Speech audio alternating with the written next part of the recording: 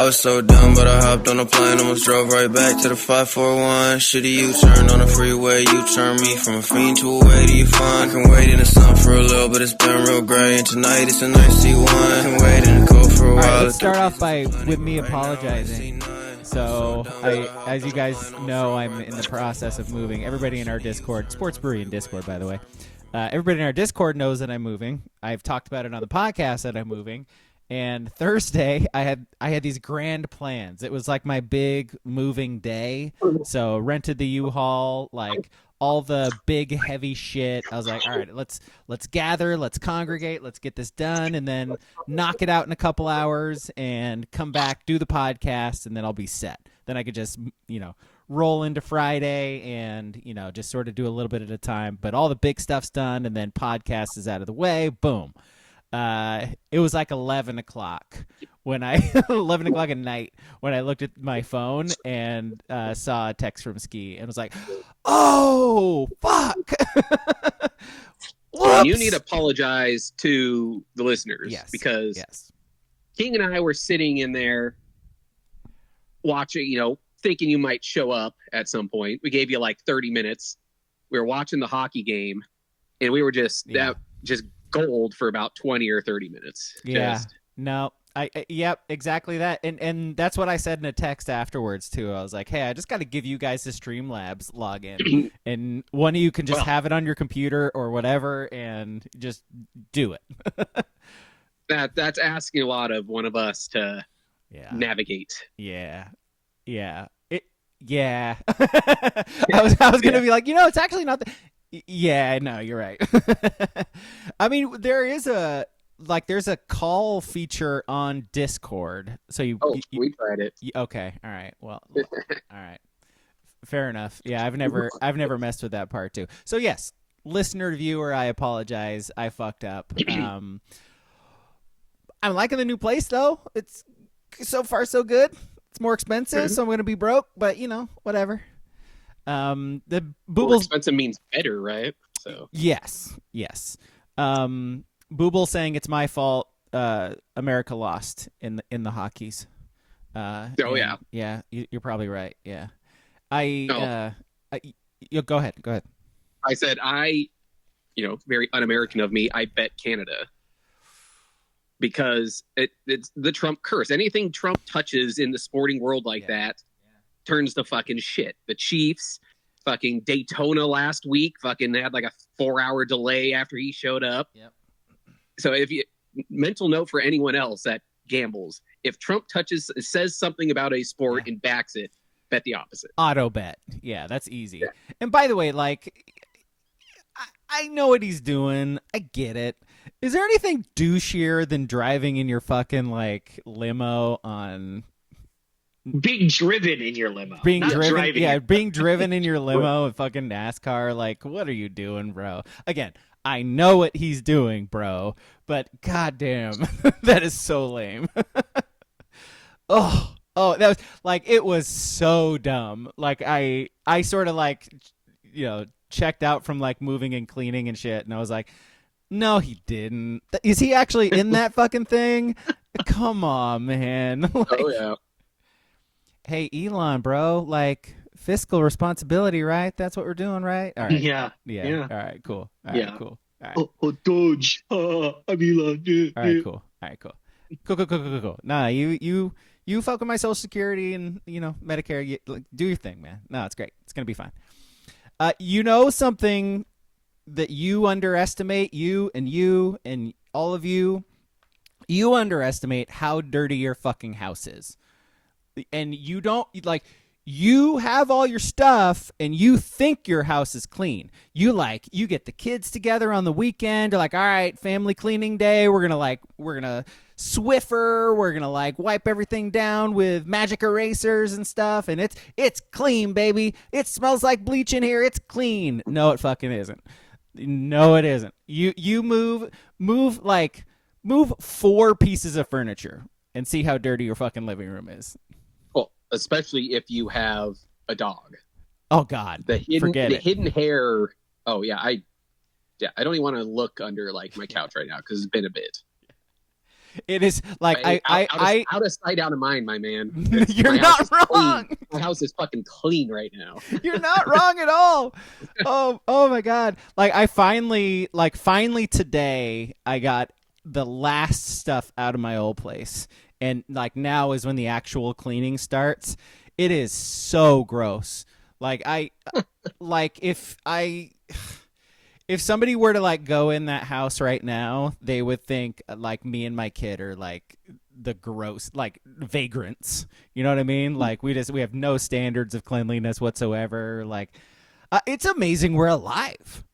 Like there's got to be like black mold everywhere, right? Like this is gross. Ugh. I'm ashamed of myself.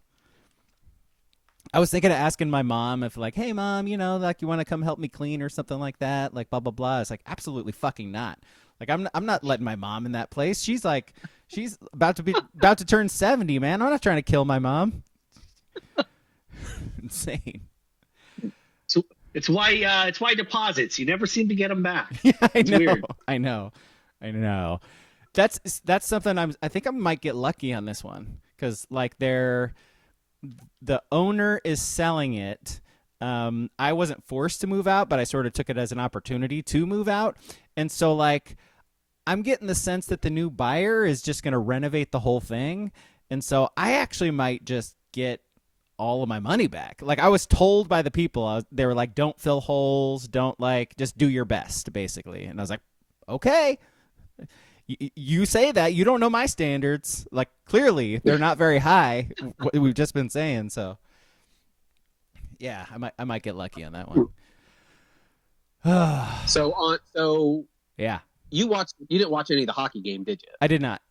I saw some highlights and stuff, but yeah, recap for me. Yeah. Well, the other thing King and I were talking about was how the NHL, nailed it on what they King said he didn't know they converted this from the All-Star game. Amazing. And I had no idea. Yeah. And I was like, this is the best easily All-Star game of all sports by a long ways. The fact, like, not only do people care, but they care more than the NHL. Like you're having casuals like us, like really giving a fuck, But but it's hockey. Will we care? Well, no, I'm just saying, like, will we care in 2 years or a year or 4 years, whatever it is, when we're not doing the 51st state bullshit? You know what I mean? Like potentially, Russia could be back in. No. That's the thing is they gotta cycle in some other countries because Sweden and whatever the other country was, I don't know, Norway, Finland. Yeah. Am I supposed to be mad at a Forsberg? Like, I mean, what's going on? Yeah, either they need to combine and maybe like a world team of all the other. I mean, I don't know the other countries that are high skilled hockey players other than Russia, so I don't know if they can even fill a team. It was definitely much better than the tinkering the NHL, like every other sport, has seemed to do with their All-Star game. Well, and again, they tried. Remember, they used to have like the skills thing and like which was then neat. It was like 3-on-3 and yep.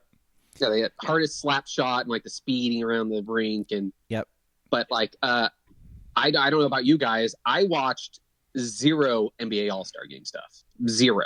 I was floated in and out to see how terrible it was. I was going to ask you about that. Like, there was the dunk contest, but again, it's like not stars doing it anymore, right? So like, is it worthwhile or? I'm sure I said this last year on here. The dunk contest, we've reached a crescendo. Like, the human body can only evolve so far. Yeah. Like, we're not going to have someone doing a 1080 where they do it between their legs and bounce it off their head like a seal. It was catch it. Like, Levine, the body can't do that. Levine and Gordon. That was the last great dunk contest. Yeah, and so now it's stuff you've kind of maybe sort of seen, or prop dunkers like McClung, which is the worst. We all know prop comedy is the worst. So he's got ups. Like, there's no disputing that. Like, they were fun dunks. But yeah, did he probably push off the shoulders every time? Yeah, probably. We're just the fact that he's played like like 3 NBA games in his career doesn't really help. Yeah. We're just gonna let Ski besmirch Carrot Top like that? Like, man. Yes. Did you know that Steve Martin was a prop comic? Yeah. And he was not. Yes. Not a funny comic. He had the arrow going through his head. Yeah. Yeah. Which Baby, whoa! which by the way, we should mention SNL 50 cuz Now we can get to there. yeah, cuz that was good. Like I mean, there were like a few missteps, but I said it in the Discord too. I was like 95% of that thing was hilarious and I loved it. You guys both watched, right? Yeah. Oh yeah, Yeah, I watched, totally. God damn. By the way, like Scarlett Johansson is a legit superstar. Like she is funny. She was like singing in the shit. She was in like 3 sketches. It's like, Jesus Christ, man, like be a cast member. Just you get to hang out with your husband more. I think she gets paid a little bit better to Get be in movies. fucking get in the writer's room, hang out with your husband more, you know? Shit. Why not? I think it's probably a good excuse to not be around your husband Yeah. all the time. Yeah. The thing about I was hoping one of you had watched at least some of it because I didn't understand the game. I knew it was a wacky system where there were like 4 teams, 3 teams, 4 teams. Wait, are we back to the All-Star thing? Back to All-Star, Yeah. All right. I was like, So there was a Saturday Night Live game? So we had the OGs, the Rising Stars, the World, and who else? So were there just 3 teams? I don't know. Was there? I don't know know. for the it was the Rising Stars game. It was a young kids game that there was a G League team comprised. It was. So was there a G League team, a Rising Stars team, a World team, and the OGs? No, there was 2. This was on like Thursday or Friday. There was another 4 I don't team. count. No, I don't. Yeah, I don't I'm just saying. I that's the only one I know of what the teams are compromised. What are we doing? What are we doing, NBA? But NBA Sunday. No idea what was going on. No clue. From what I gather, probably a good thing I missed because it sounded like it was 5 to 10 minutes of game, 15 minutes of chucking them talking, and then like a little mini concert, and then and then they play for another 5 or 10 minutes. It's like. I think they said there was something like within the first hour of real time, there was like 16 minutes of basketball played. Yeah. Because there was a big Kevin Hart monologue, like a concert of some sort, and then a congratulatory thing for the TNT crew, which I kind of get because it's their last All-Star game on TNT. I kind of get it. But it lasted a very long time. And then there was some Mr. Beast competition where Lillard was shooting a 3 and someone won $100,000. It was awful. It was so bad. And I get entertainment. It's supposed to be like a entertainment thing. I almost want it to go back to the 80s and 90s when it was just like you show up and they just play the game. It gets over in an hour and 30 minutes, and that's the All-Star game. Well, yeah, that's my thing. Is they've since 1920 they tinkered with it. They went like the Elam effect thing, and then there was kind of a COVID thing. It was weird. Then they mutated it like 5 years in a row, basically. The draft was awesome. I don't know if you guys ever watched when they drafted players, but they stopped because players got James Harden, name among them, got their feelings hurt when LeBron and KD, they were in on it the whole time, and they would make any excuse to make Harden the last pick every single time. Look, genuinely hilarious. Yes. But he got his feelings hurt, and some other players did too, so they can't do that anymore. The game still was but at least that part was funny. Nothing about this week was good. Yeah. Nothing. Kevin Hart, you want to know what the joke was for 20 minutes? Really short. I'm Shaq. I'm not. It was awful. It was so bad. I wouldn't watch it. It's not a good product now to watch, but I would watch it even less because they involve Kevin Hart so much in it. Yeah. And I hate him. And I hate him with a passion. So apparently this was, so Booble says in the chat he watched the whole thing, and so there were I know, Godspeed. Man. There were 3 teams of NBA All-Stars and 1 team of first and second year players. Chuck, Shaq, and Kenny each drafted a team. So those were the 3 teams. So okay, now tell me, because I didn't watch any of it and don't know what the hell you're talking about. They played. Is it like a tournament thing? It was like first to 40. First to 40. It was like pickup ball. Yeah. So like one of the games lasted like 5 minutes in real time, and it was over, and that was it. I think that was the Rising Stars team. Like they lost. They were on the court for 5 minutes. Here's the hook. You're done. Here's a concert. and then bye. Here's Lizzo. You know, it was just, that was it. And it was really funny. Driving the next day, I'm driving to work, and I'm just listening to NBA radio because it was just kind of on. And do you guys know who Frank Isola is? He's on like Around the Horn and whatever. Yes. Yep. He was furious. He was furious at the setup because, well, this is the first time in 27 years 2 New York Knicks were drafted in the team, and they weren't even playing together, and that is bad for the league. And I want to be like, brother, I know you're New York pilled. No one gave a shit. I'm assuming it was Brunson and Cat. Brunson? Yeah. No one's tuning in to see Cat. I hate to break it to you. Brunson, I bet you his NFT is still, his top shot is still worth $5. He has fans. No one cares about Cat. I mean, Cat's a good player. No one cares. But it was so funny to hear him just railing that that's why this thing is failing. No, the thing is failing because the players just don't want to play. They don't care anymore because Kobe retired and they stopped caring. Well, and the same thing is it happened to the Pro Bowl too, like 15 years ago, when all of a sudden a free 5 days to Hawaii for you and your family, plus a $20,000 check was like, no, I'll fly there myself and stay in a better resort. Yeah. Like when a lot of guys were making like $150,000 for the season, that extra 10 to 20 grand on a free vacation was worth it. And you got LeBron doing load management like during the season. Right. You think he's gonna try hard in the fucking All-Star game? Like, forget it.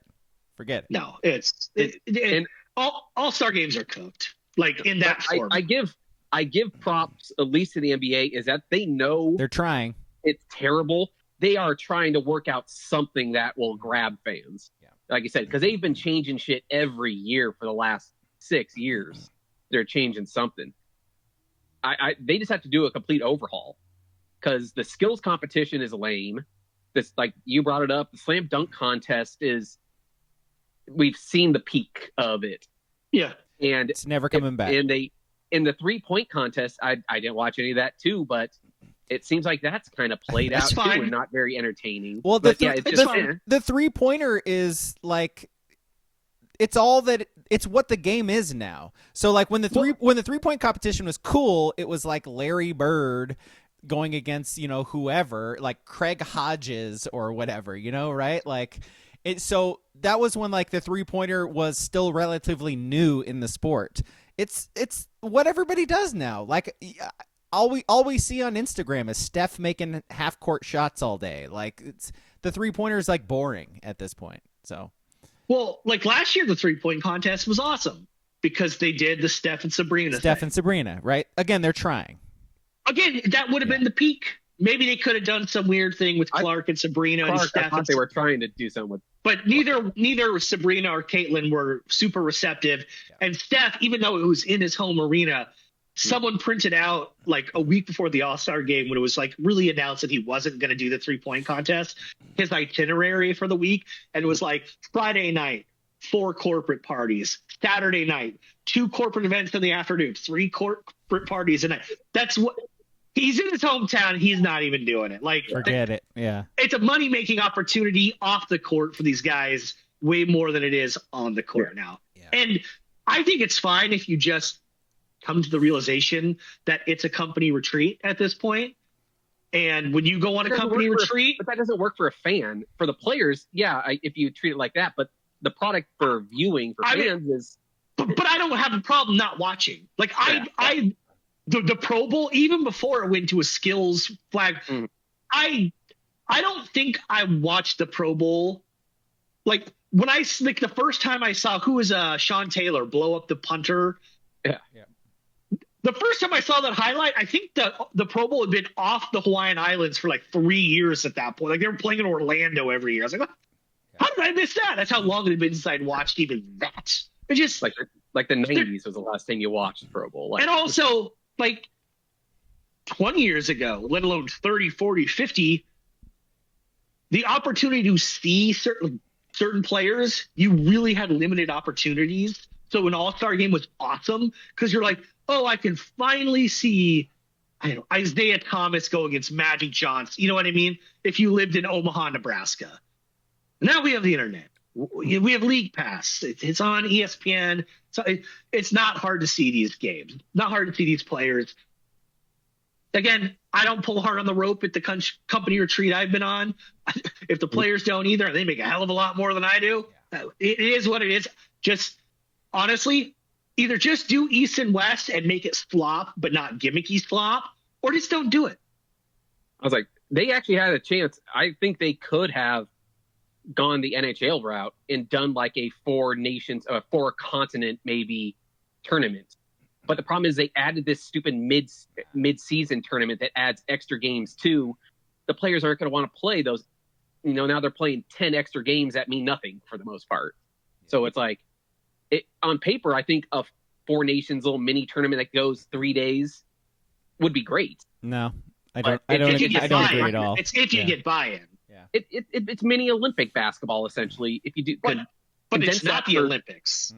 No, but if you can find a way to get them to care, I mean, apparently just hockey players are more patriotic to their countries than NBA players are. Or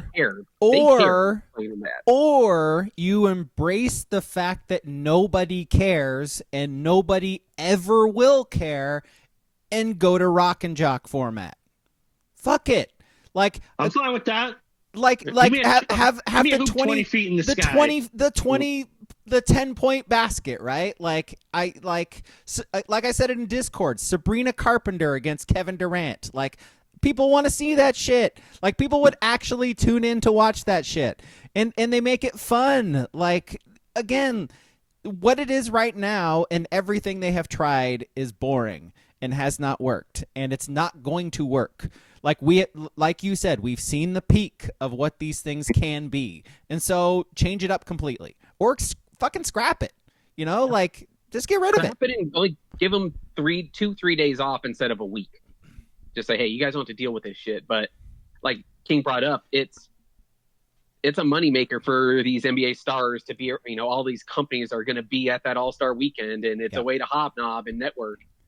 Like I said, they're making a lot of money being at this. I get it. By the way, like WCP in the chat, Steph could actually shoot 10-point shots and make them.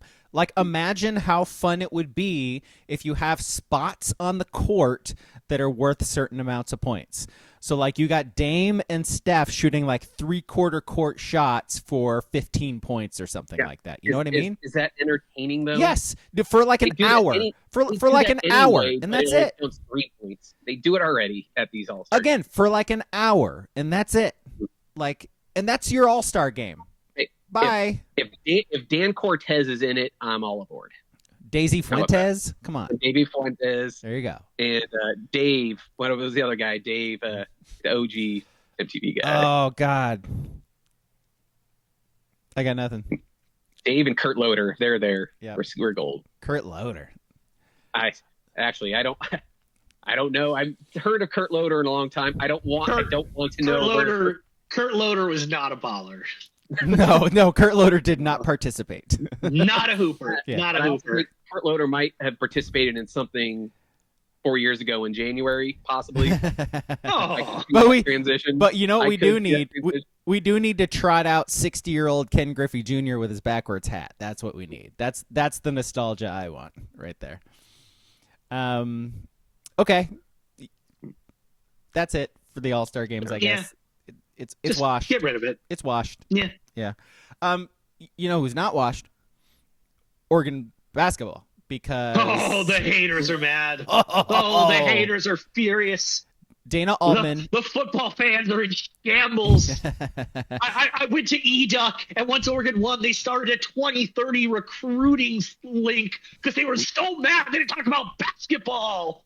Oh, they beat the number 11 team. Let's start a 2032 recruiting board. It feels good to watch the Oregon fan get mad. It does. The casual Oregon basketball fan who very rarely checks in, other than when they lose a game and they're like, "Oh, they're fired Dana Altman." It's over. They lost at Michigan by 2. You don't even know who Dana Altman is, bro. Contract the program. Okay, all right. I watch the football team lose by 35. You're still starting 2042 recruiting links. Like, be a little. We really got to stop the Dana Altman needs to be fired thing for ever happening. I am not stopping we've discussed it on this podcast several times. Like, he's won 20 games his entire Oregon career. Like, nobody else is going to do that. Like, that's my thing. That's always my thing. Is if you're going to talk about firing a coach, you got to hire somebody better than him. Well, and who's going to do better than Dana Altman here? There's no guarantee that they hire someone better. Maybe the guy from McNeese State that we've never heard of is better. I don't know. But this isn't Kentucky or something where it's like, we're going to get someone who's good. Even Kentucky hired Mark Pope.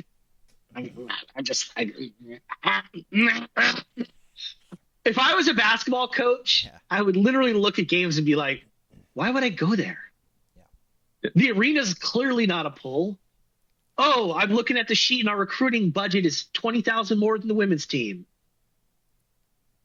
Yeah.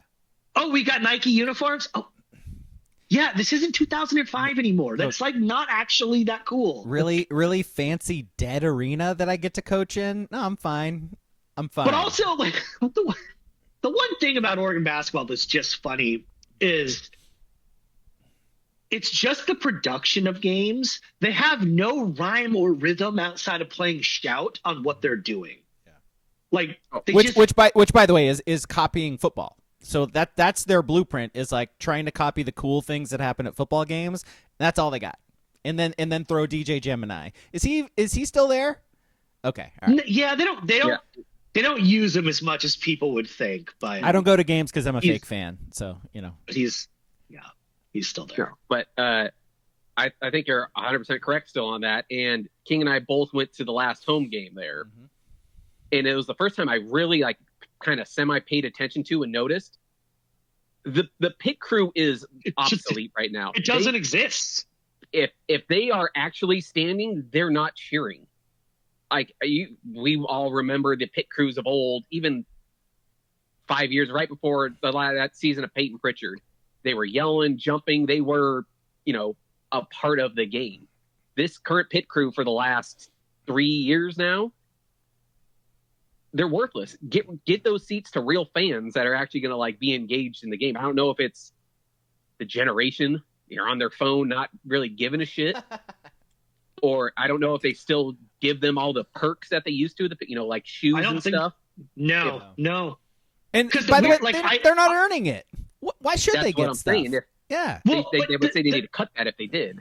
The thing about the pit crew that's wild, and so because of how the schedule and the school schedule works, we've said December is and parts of November into January. There's a 6-week period there where the students aren't around. Okay. But I think it was the Maryland. I've been to the Maryland game. There's the game in the middle that I'm blanking on, and then the Rutgers game. So there's 3 games since the students have been back that I've been to. It was at the Maryland game where I looked over and I went,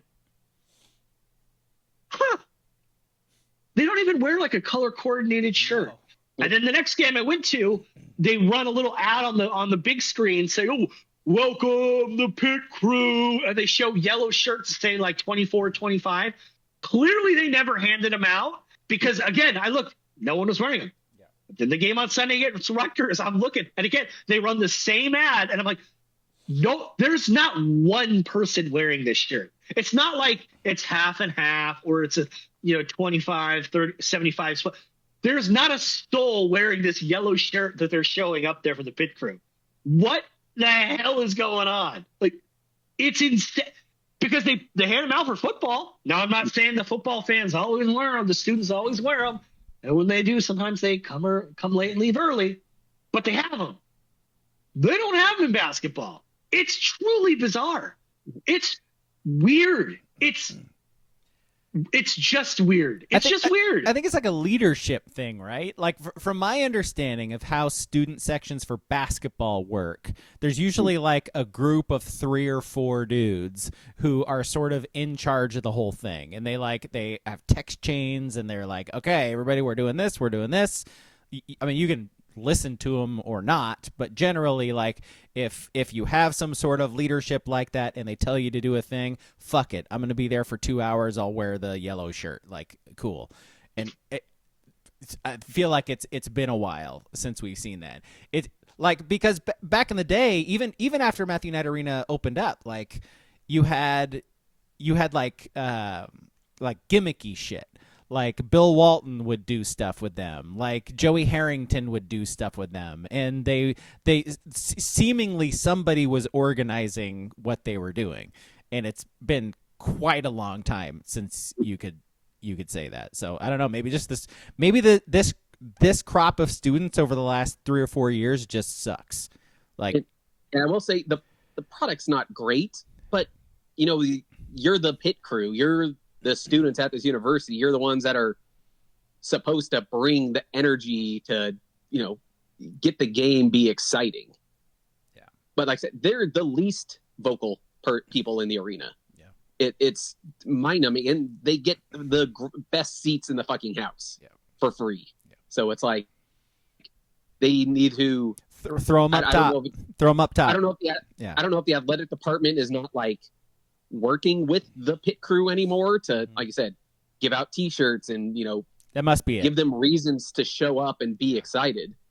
But yeah, it kills the mood even more. I mean, it's already a damn near dead fucking arena already, but yeah, they hurt it even more.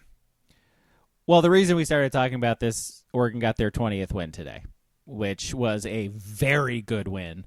I think a lot of us in the Discord were sort of like watching along, and Oregon was down 15 at one point, I think it was, and there's like, man, they are chucking, they are missing, they're not playing defense. This is just an embarrassment on the road.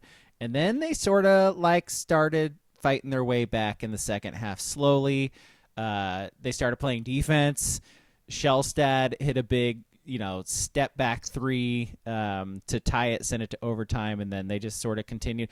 I think something you mentioned in the Discord too, Ski. It's like really the difference with when Oregon is playing well and they're struggling is the defensive effort, and they really stepped it up in the second half and overtime against Wisconsin, and it made all the difference. They had to start hitting shots too. That helps. He still got to score, which they didn't do in the first half. I thought the big thing I noticed for the run, the last, what was it, like 8 to 10 minutes when they made that big run, is Brandon Angel was on the bench. He kind of kills that team right now. Sure does. I mean, fucking Mookie Cook was getting in the game in overtime, and Angel did not see a second of play. And well, again, he was missing shots. Like, he was getting open looks and he's missing slow, them. And he's slow and not that big. Yeah. It's not like he's a big 7-footer to rebound. He's like 6'8" and slow. Yeah. But I think it does overshadow of how bad they played in the first half. I kind of was doing shit, turning on. Oh, the Ducks were up like 18-16 in like first 10 minutes. I see Biddle pick up a second foul, and I go off to do something else. I come back and they're down 15. And he's got his third foul, by the way. Yeah. Yeah. And I'm just like, what the fuck happened here? And I stopped watching. I was like, oh, fuck this. I had shit still to do around the house. Mm-hmm. I come back there's like 12 or 13 minutes left in the game. And there's a stark difference of it. And I don't know what it was. I don't know what this team is. And you guys bring up, all right. They were bending their knees, clearly. That's the difference. Oh, clearly. But you guys brought up the Dana thing. And I'll say, King has said it numerous times when we talked about this. They don't give a shit about the basketball program, really. Mm-hmm. Like, they don't care if they win because they don't put NIL, they don't put a bunch of money into it. Dana is a great guy like that. Like I said, he's going to win you 20 games. He'll get you in the tournament more often than not. Mm-hmm. But I can't look at this team and be like, oh, this team is going to win a title. And there's really only been one Dana team where I thought, oh, this team has a chance to actually win a title. And if they're fine with just being that, like, having your name mentioned to be in the tournament, you keep Dana forever because Dana's always going to give you that. That's it. I just personally don't think that Dana's going to get you, if you want the program to get up to that level of the blue bloods where you have a shot to win an actual title. I don't think he's the guy. But I don't. Yeah. See, my thing is, I don't think the school cares. So they don't care. I'm not going to hold them to that level if they're not going to hold themselves to that level. Like and the same thing. Getting that coach that could be that guy. It's such a needle in a haystack. You never know, too. So it's again, these are things we've mentioned before. Yeah. Post-COVID, they are all in on football. Good for them. But even before, I think it was before, maybe it was 2019 when they let Mike White go to Texas over like $250,000. Yep. They let those track coaches kind of go up to UW, and now UW is an absolute power, and Texas, I mean, they were good anyway, but they're an absolute power. And so now the track teams, they just lost the volleyball coach too over a little bit. And so the track teams are, they're fine. Okay. The softball team is good. They're going to make the tournament, By the way, softball team's really good this year. Sure, but their expectation isn't Oklahoma City anymore. There was a period of time where, like a 3-4 year period where it was, shit, why are they always choking in Oklahoma City? Mm-hmm. What the? And now it's like, oh, they made the regionals. Like, you get in what you put out, and there's always an outlier. Someone can show me, especially in some of the diamond sports. Fresno State won a title. Coastal Carolina, like, got it. You got with two stud pitchers randomly for a year. But like basketball and football, like there are a few sports where you have to be pretty invested. And I just don't think Oregon is in basketball, so I don't hold them to that standard. I just don't hold them to that standard. Maybe I'm wrong. My question is, let's say they do turn the page and be like, hey, we are going to commit and be invested in this program being one of the top, title contenders going forward. Is Dana your guy then for that? Well, see, basketball is so tough because once you get to the tournament, it's such a crapshoot. Like, you can look at the top schools, Duke, Kentucky, Kansas, and they all have a title sprinkled in there. They got a lot of first weekend losses in there, like a lot. We're talking Coach K, Bill Self, John. That's why Calipari's in Arkansas now, because he was losing in the first round or the round of 32 all the time. But that's easy, when you're going 28-6 or whatever it is in the regular season, it makes it. Once you get to the tournament, it's such a crapshoot. But Oregon's regular seasons aren't. There was that like 3 or 4 year period again with Dana where they were winning 28 to 32 games. And you felt more dominant. They don't feel dominant now. And if that's what people want, or that's what the school wants, I'm perfectly cool. Like I said, I just don't think they are. But I also think it's really hard. Let's say Oregon was going 29-6 every regular season, and just going to the Sweet 16. The pressure would be totally ramped up. I mean, he would probably get fired. But is that to me? Basketball is just such we're football. Alabama stunk at football this year. Yeah. They were, and when I say stink, they were relatively bad. They finished 9-4, 9-3 in the regular season. But they were like one outcome in like the ACC away from making the playoff.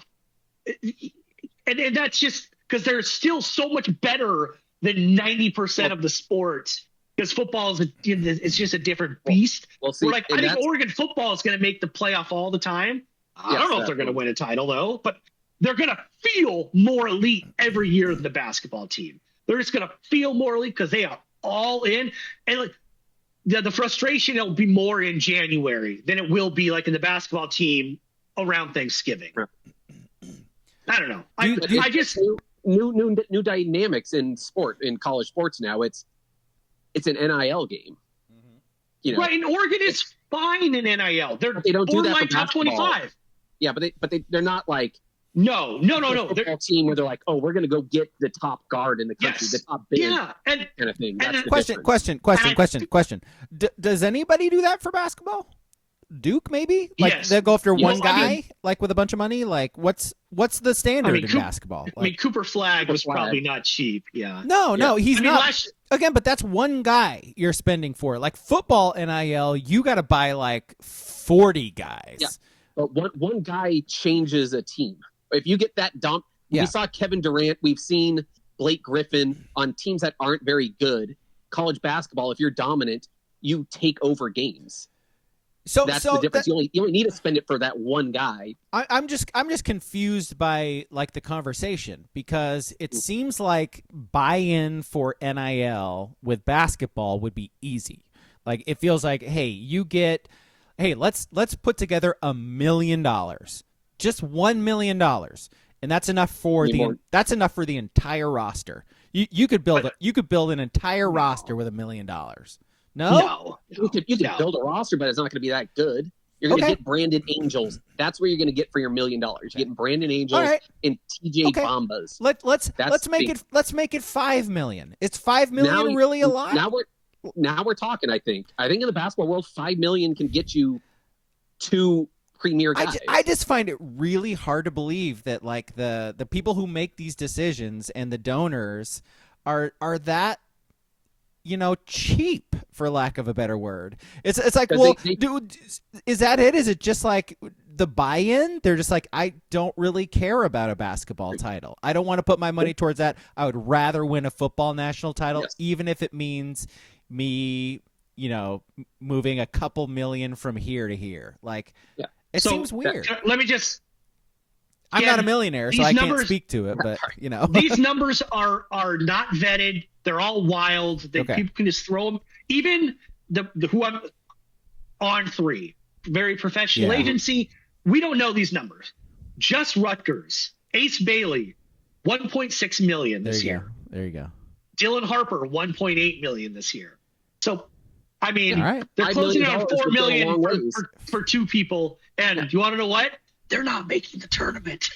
I feel like there's one donor out there for Oregon who's a big basketball fan who just be like, $5 million a year. That's like nothing. Sure, whatever. Like, until Phil Knight passes away, hopefully that's in 27 years.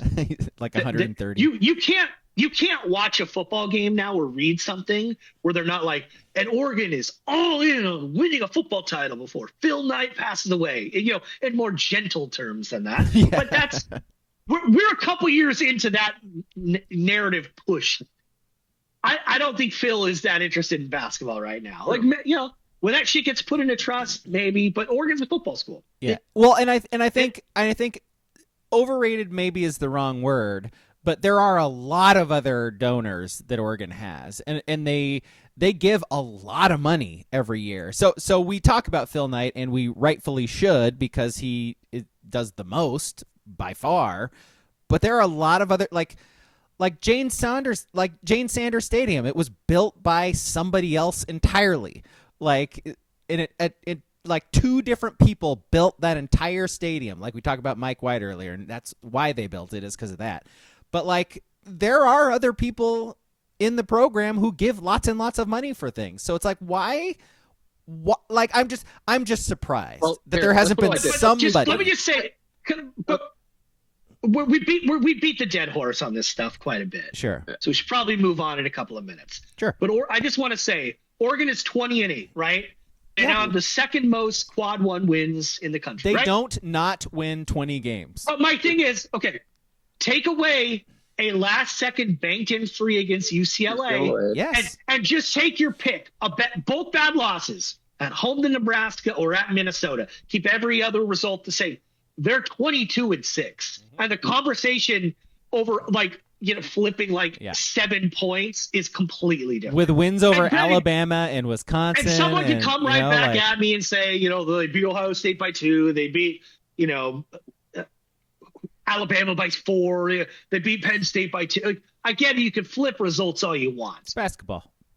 But They would be Wisconsin right now, because I don't think this Wisconsin team is winning shit either in the tournament. No, I don't think so. They would be the 11th seed of Wisconsin right now if they just win those games. That's my thing is just every 3 years go to the Sweet 16. That's just kind of the if thing we're fine with that, we're fine with that. And then we just don't need to talk about basketball anymore. Just kind of like, oh, cool, they made a Sweet 16. But that's how basketball hit. I know. Sometimes when I see people comment on it, I'm like, I already know you do not follow the NBA and you do not follow Major League Baseball, or you do not follow the NHL, because if you can't handle 29 college basketball games because you're in football mode, you cannot handle 162. You cannot handle 82.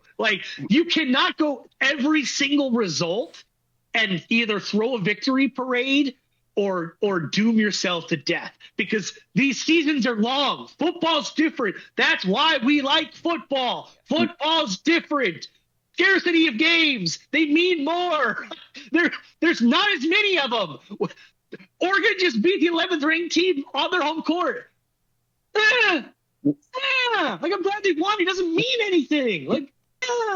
It's a sport. Yeah. Which kind of brings me up my point, Braga, of the millionaires that would maybe put their money into it. Let's say you're the millionaire, right? And you want to put your money into Oregon athletics.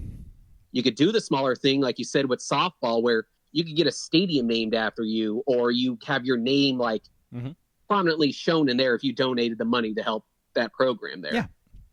If you do football, you get a brick outside, right? If you do football, you're you have that little cockiness, hey, I just gave $2 million. We went and got this offensive lineman guy. They could point to it, and they'll be in the playoffs, and be like, oh, basketball. There's none of that in basketball. Yeah, Cooper That's Flag. There's no. Go buy Cooper Flag for $10 million. I got Oregon their best recruit ever, and they might win a national title now. Fuck.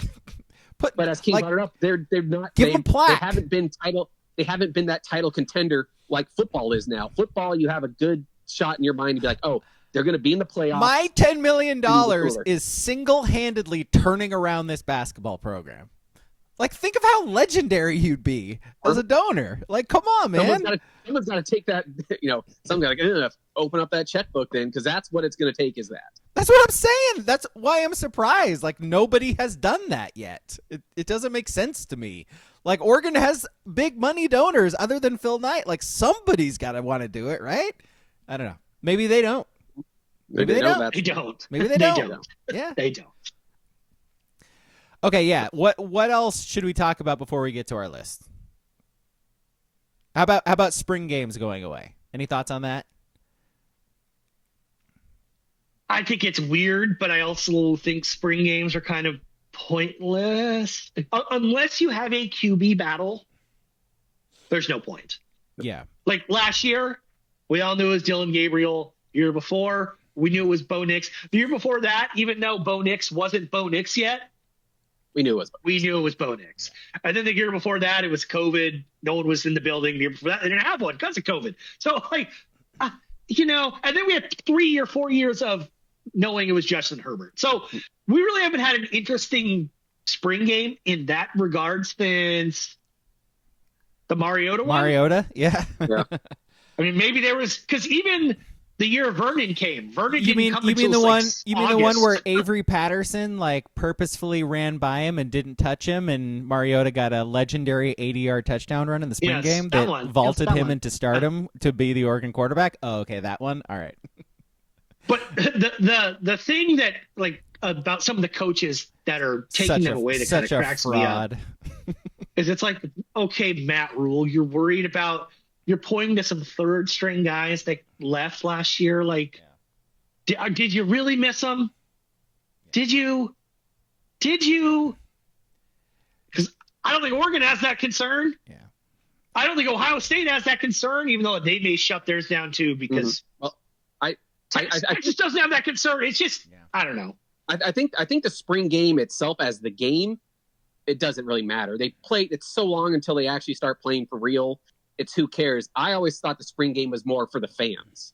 You get out, it's a fan thing. You fundraise for shit. You get to the football stadium again because it's been 4 or 5 months, whatever it is. That's it. Yeah. That's what I thought the spring game was. Is for the fans, not for QB battles and depth chart battles.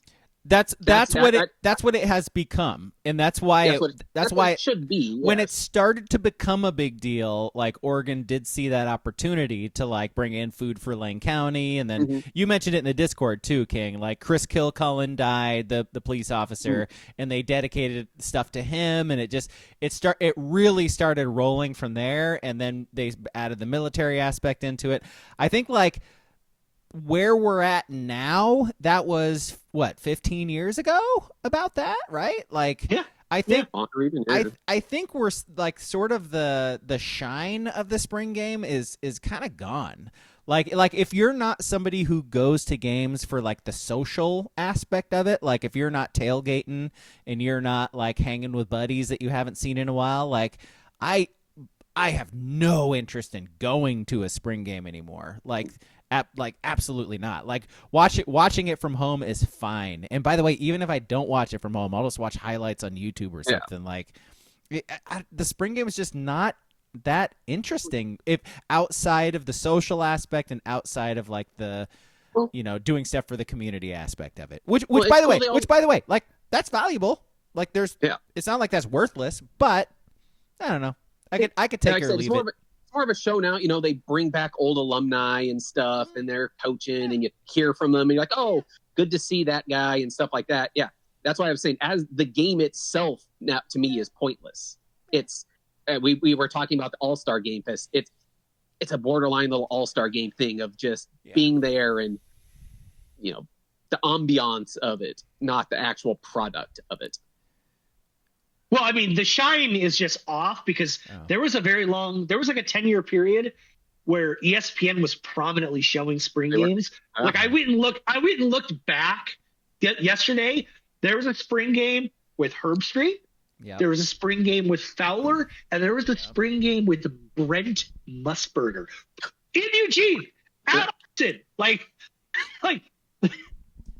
they don't do that anymore. That's insane. I think last year they did, or 2 years ago they did Alabama, and last year they did Colorado. They're out of the game. That's a tremendous. No one cares anymore. That's a tremendous waste of money for like a network. Because they were sending like up until a couple years ago. Remember, like when they were scaling down, they would still send Kirk, Chris, Mac. They would send them to Alabama and be on the field talking to Saban while he's doing drills. Yeah. Tremendous waste of money. Yes. No one cares. Incredible. No one watched. You think advertisers are like pining to pay for spring game content? Like, get out of here. All right, let's do our list and get out of here. How about that? You guys got anything else first? We good? Baseball starting? Yeah, we could talk. We could talk ping too. I want to talk one thing. Next week we'll get more in depth into like duck ping and whatever. Yeah. But so the Yankees changed their facial hair policy, right? Yes. Okay. And probably 30 minutes before I found that news out, I saw a like TikTok or an Instagram reel showing Yankee players, and they had Paul Goldschmidt as one of them, completely shaved. Yeah. Wait. Paul Goldschmidt's on the Yankees? Paul Goldschmidt's a Yankee. Yeah, by the way, you saw both of our faces when you said his name. I know. Like, what? Well, I knew the other guy was Max Fried. I didn't know. I know Fried was there. Yeah. I did not know Goldschmidt was a Yankee, okay? But I especially didn't know without his, like, salt and pepper beard because he was cleanly shaven and he was clearly, like, in, like, this Tampa St. Pete sun. He looked Puerto Rican. He looked... He was not a white guy. He was not a Goldschmidt. He was not. We need him to have some facial hair to be able to tell for sure. Well, no. And then an hour later, people are doing photoshops of him in a Yankee uniform with his old beard. I'm like, yeah, that's Goldschmidt. That's awesome. He's not brown. What is going on? That's awesome. Oh my God. That was just all. That's all the baseball had. Because I was like, what the fuck? and what a dumb rule fucking Steinbrenner came up with. What a fucking stupid thing. And like, I think the argument from him was that he like the military background, got to be clean shaven and blah blah blah. Like, there's absolutely no racial tinge to that at all.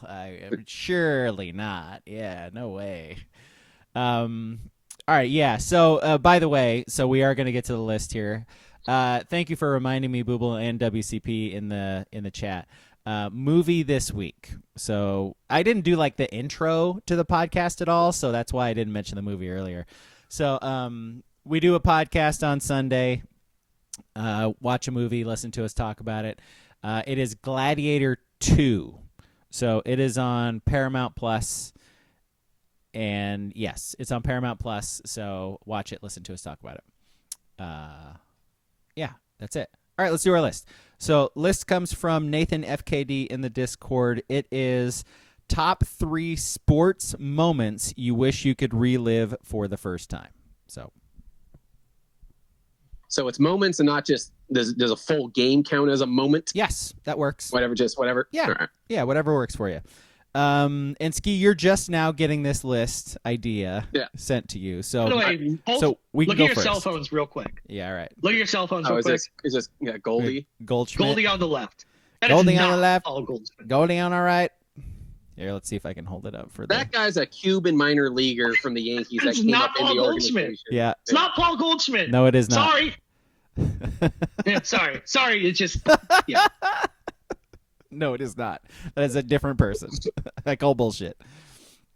Okay, so King, you or I? I'll start. How about that? I will go with the 1995 Super Bowl. 94 season, 95 Super Bowl, where the 49ers beat the San Diego Chargers. Little did I know that would be the last time the 49ers would win a Super Bowl. Bros, I was like, in my teens, I was like, shit, Niners just coming off Montana. I was like, shit, they're just going to keep winning Super Bowls forever. This is my life. Forever. This is my life. Steve Young's the quarterback. Like, they're never going to lose. Like, and boy, like they're buying people left and right. Carmen policy breaking all these casino laws. Like, you know what I mean? Shit. Title town. That was it. Boy, I wish I could. By the way, like I do have vague memories of that Super Bowl and just remember it because it was a blowout and the Niners were like the best money or the best roster money could buy. And man, I wish I could relive that because that shit was fun. And yeah, it's been a while. So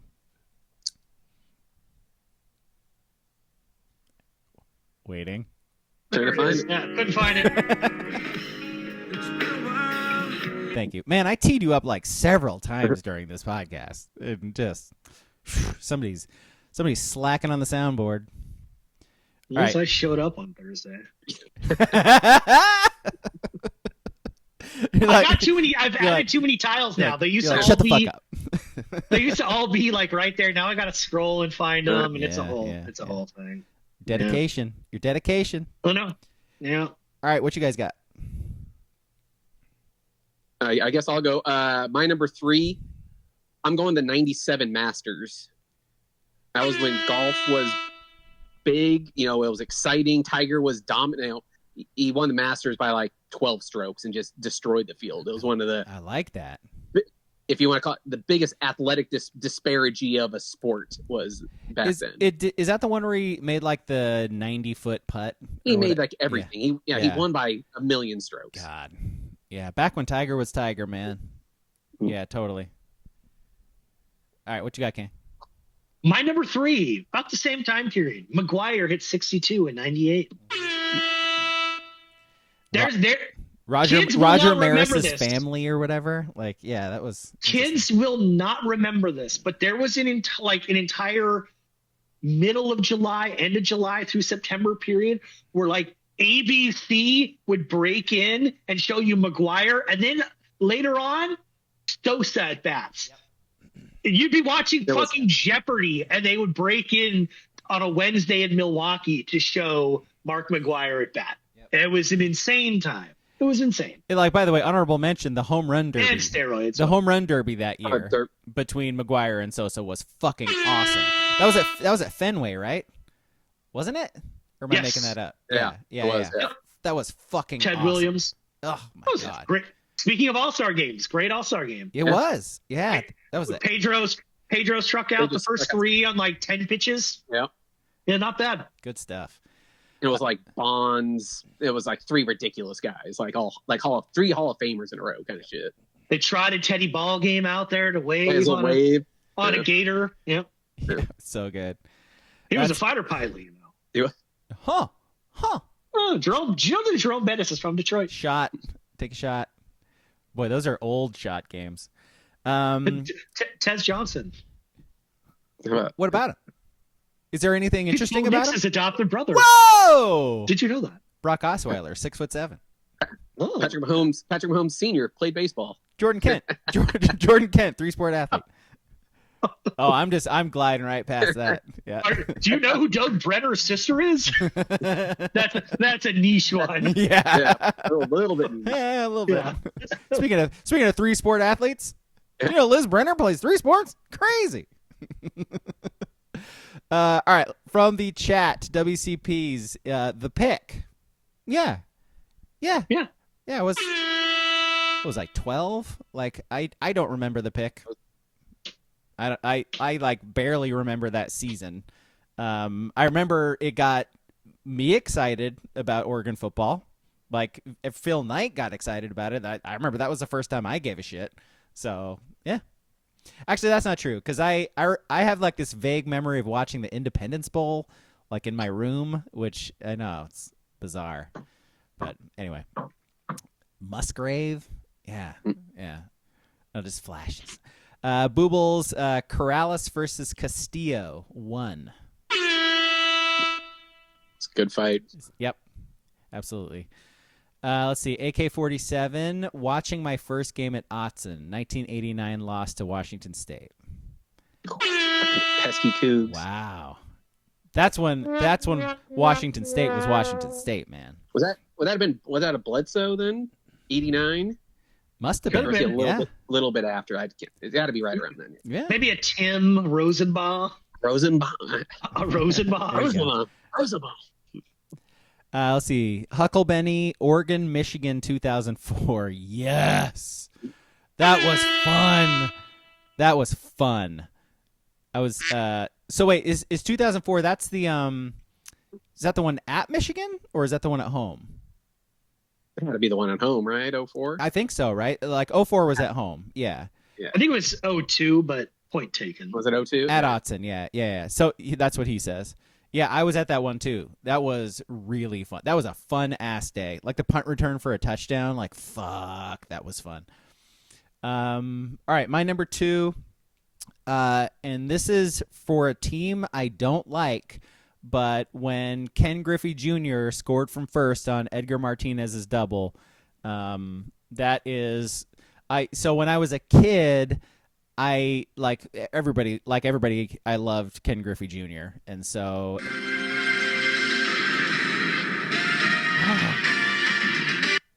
nice. That's a good addition, man. Twib notes. I just remember that being one of the coolest moments in sports history. Like when he slid into home and held his arms up and teammates tackled him. Like I remember. Again, I've been an A's fan my whole life until very recently, but even watching that, I was like, "Shit, that is so cool." So yeah, I'd like to relive that one again. Was that as good as the Sid Bream sliding into home? Yep.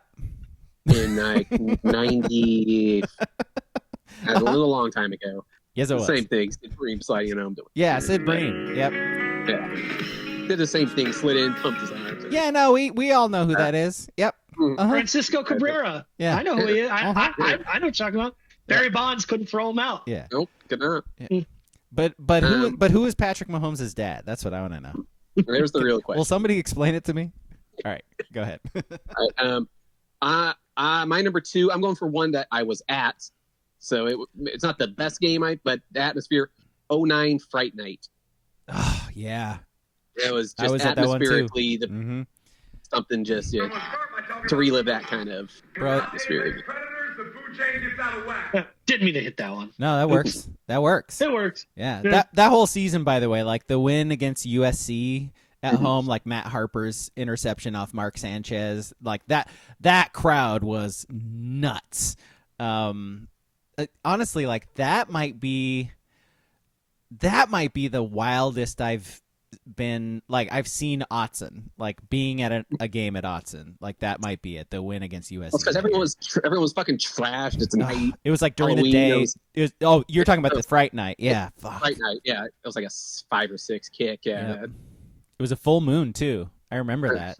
Yeah, God. A blood moon. Yeah. Probably a blood moon. Blood has been spilled this day. Sorry, Lord of the Rings.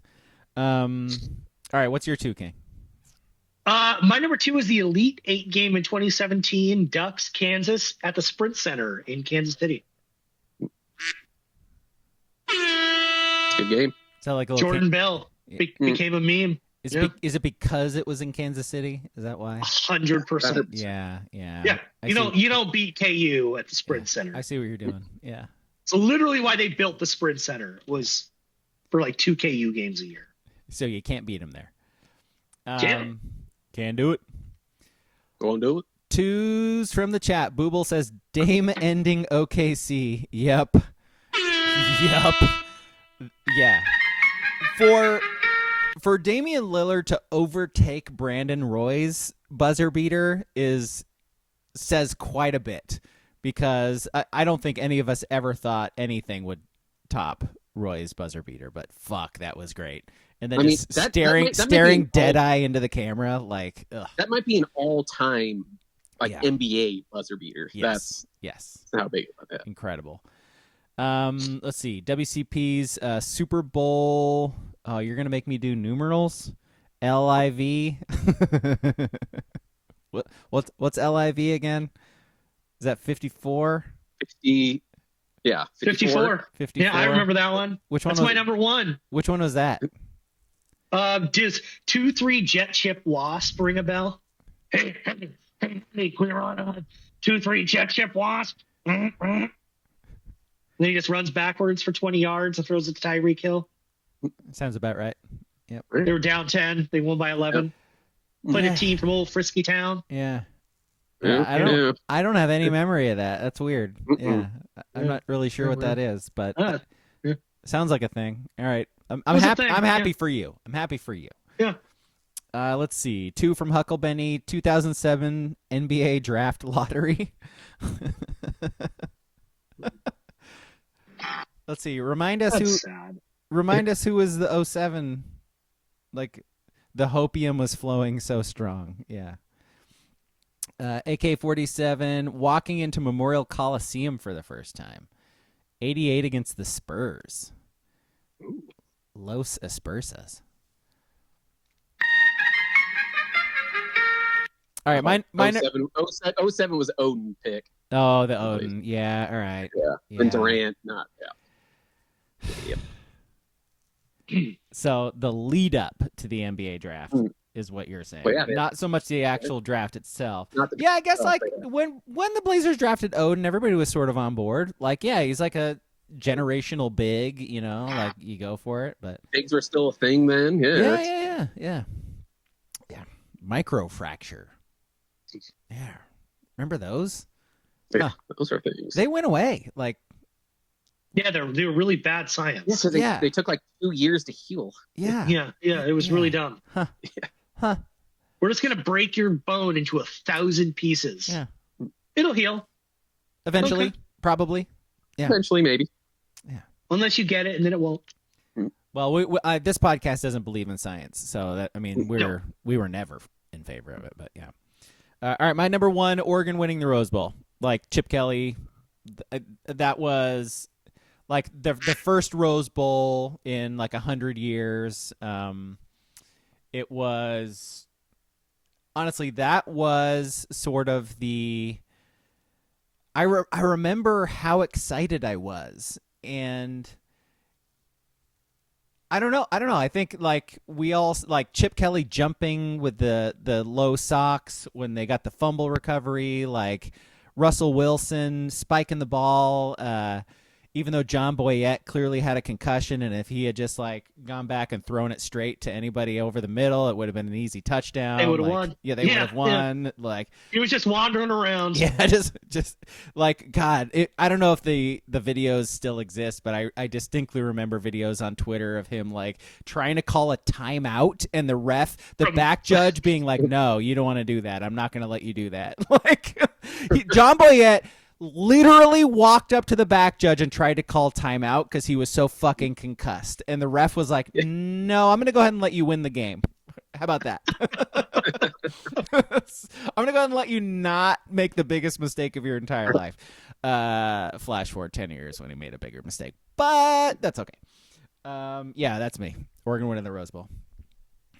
All right. My number one, easiest of these lists I've had to pick at number one.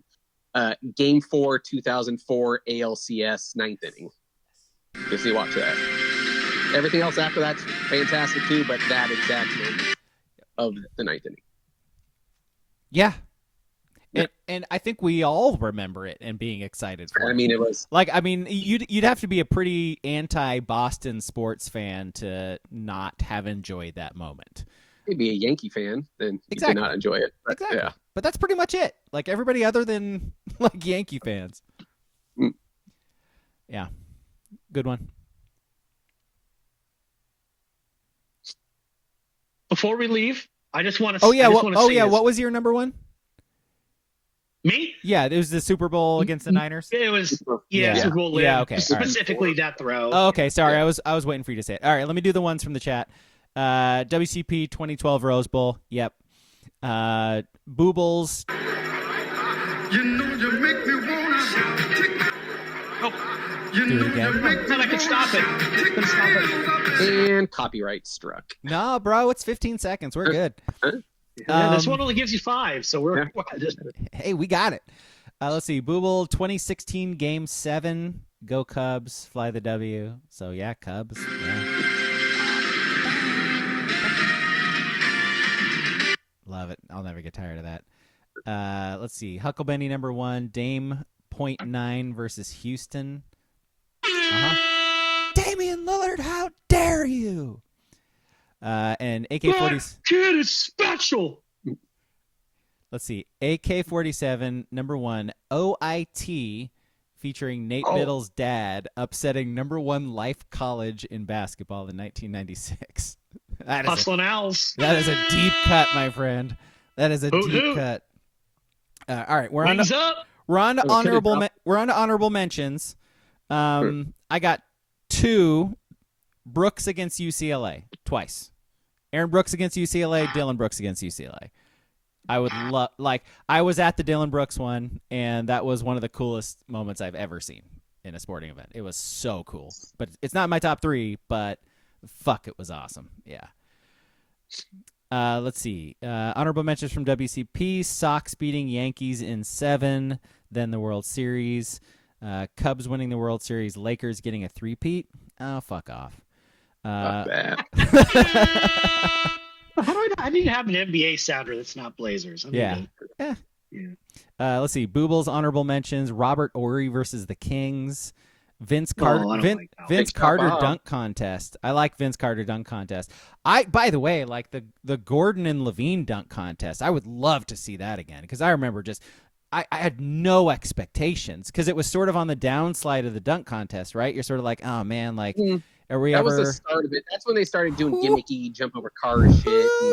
I actually know who I'm going to point to. I think Dwight Howard started the ruining of the dunk contest. Makes sense to me. Him and Nate Robinson with their Superman and Kryptonite. Yeah.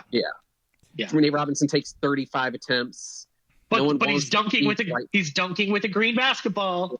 Yeah, so wacky. Like when Gordon did when he had the mascot hold the ball up and did the under his legs, like sitting dunk, like we'd never seen anything like that before. That was it. I literally jumped off the couch. Like, how can a human being do that? It was great. And then another honorable mention from him, Luke Jackson scoring 20 straight against Colorado. I had a couple honorable mentions. The years, I'm Sure. old. It had been either 99 or 2000. Was it Scappoose against Burns for like the 2A high school championship of Clemens against DA?